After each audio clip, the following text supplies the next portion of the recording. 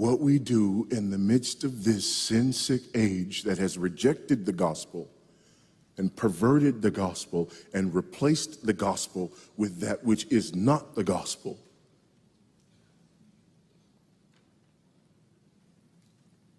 Is that we call out that wickedness.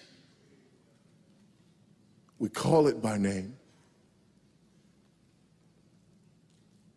And we remind people of the good news of the gospel again and again and again until it tastes sweet to them. When people say, no, our problem is this, our problem is that, we say, no, our problem is that God created the world. And God created man, and he put man in the garden to keep the garden, and he gave the man a command. And he held that man to perfect, perpetual obedience to that command, and he promised him life if he kept it, and death if he didn't.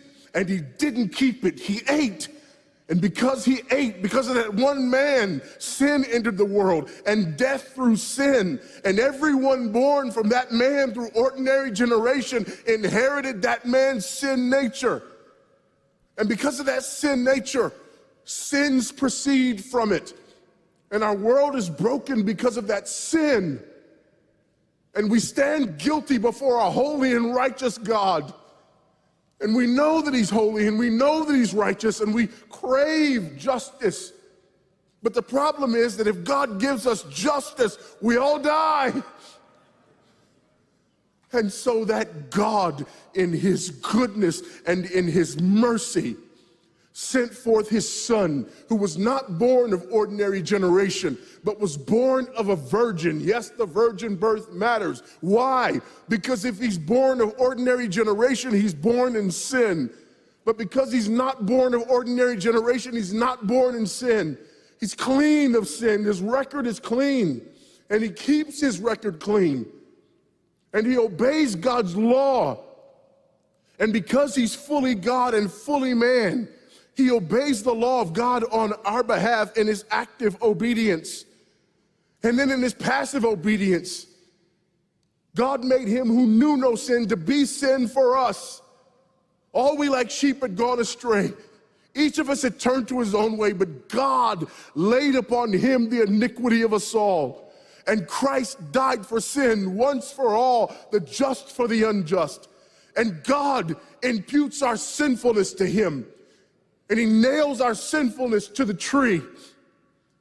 And Christ dies and raises again on the third day for our justification.